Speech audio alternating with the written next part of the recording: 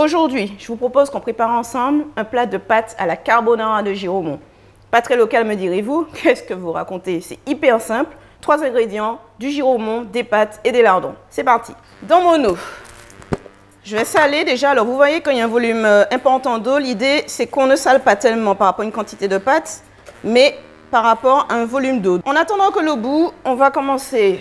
Mon Giraumont, il est là, je vais l'éplucher.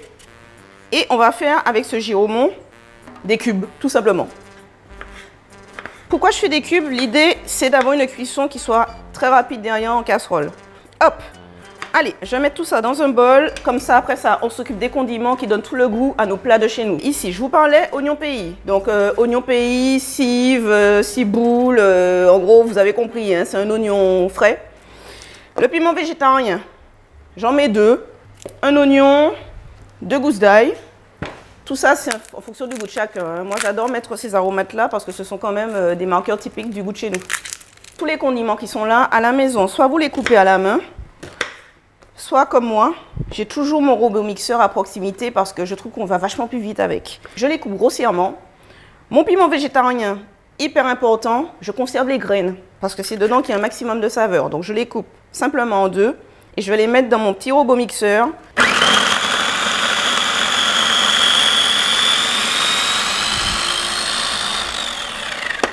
Vous avez vu? Parfait. Un résultat express, bien mixé. Donc là, vous me direz le bout. Eh ben, c'est le moment d'y rajouter nos pâtes. Donc, ce midi, j'ai décidé de cuisiner pour 2 personnes. À la maison, vous augmentez en fonction du nombre de personnes.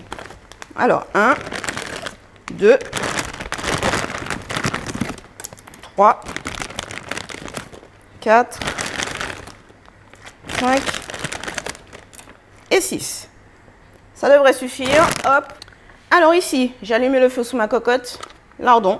Alors là, j'ai pris des lardons allumettes, mais dans l'idée, vous prenez soit du lard que vous coupez vous-même en morceaux, soit vous prenez des lardons déjà prêts à l'emploi. Donc sans ajout de matière grasse, je les mets dans la cocotte. Ils vont libérer leur gras et du coup, c'est ce gras qui va nous permettre de faire revenir légèrement nos aromates pour donner un bon goût à notre carbonara de Giraumont. Donc dès ce stade-là, hop, vous rajoutez votre mixture. Alors vous voyez, moi je suis toujours généreuse en ce qui concerne la mixture, parce que c'est ça qui va donner le goût. Un plat express mais avec du goût, c'est ce que moi je recherche. Oh là déjà, magnifique. Alors, jamais sans mes épices. Aujourd'hui, je vais mettre du bouquet garni. Et à ce stade-là, vous voyez, ça a commencé comme ça, tranquillement à colorer. Vous prenez votre Giraumont et vous le rajoutez dedans. L'idée, c'est que le Giraumont, il va fondre et en fait, en fondant, il va permettre de créer la petite crème, vous voyez, qui va napper nos pâtes. Alors, pour le petit côté un peu plus classieux, j'ai choisi des pâtes qualité pâte fraîche. Vous voyez, l'idée, c'est d'avoir l'impression d'avoir des pâtes de qualité fraîche, mais en fait, elles étaient sèches. Et ça va me permettre d'avoir le petit plus dans mon plat qui fait un peu plus chic, quoi. Hop, un peu de vin blanc sec. Alors ça, j'en ai toujours dans mon frigo. Ça permet d'apporter un petit peu d'acidité, un peu d'arôme, mais à la place, vous auriez pu mettre de l'eau également.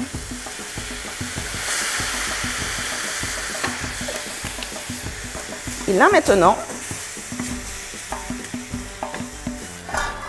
je baisse mon feu et je couvre pour que le Giraumont compote légèrement, toujours dans le but de l'écraser légèrement, mais on ne veut pas non plus faire un velouté, hein. Il s'agit quand même de retrouver un peu les morceaux de Giraumont.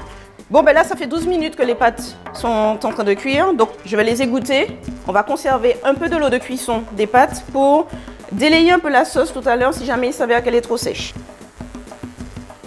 Donc, regardez ce que je vous disais. Vous voyez, le Giraumont, il a pu légèrement compoter. Et si je prends une fourchette, on voit qu'il s'écrase, vous voyez, légèrement. Et c'est exactement ce qu'on veut.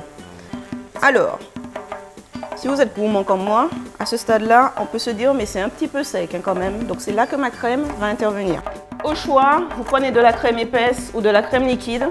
Dans ce cas précis, je préfère prendre de la crème épaisse dans la mesure où je n'ai pas envie non plus d'apporter trop de liquide. Rappelez-vous qu'il y a quand même notre eau de cuisson qui peut venir apporter un peu de liant à l'ensemble.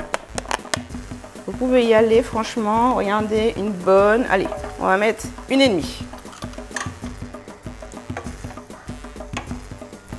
À ce stade-là, vous pouvez y rajouter le poivre.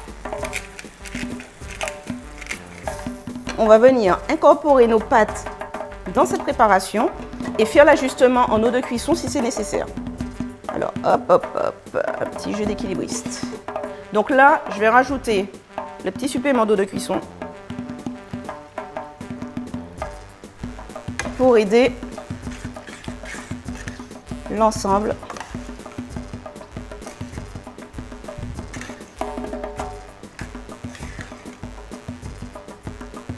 Et alors, même si on y a mis un peu de vin blanc sec qui apporte un petit peu d'acidité, je vais mettre vraiment l'équivalent d'une cuillère à soupe de vinaigre de vin.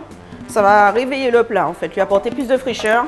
On aurait pu aussi mettre un petit jus de citron vert, mais là j'ai opté pour le vinaigre de vin. Voilà. C'est bon, place au service. Et puis on passe à table sans tarder.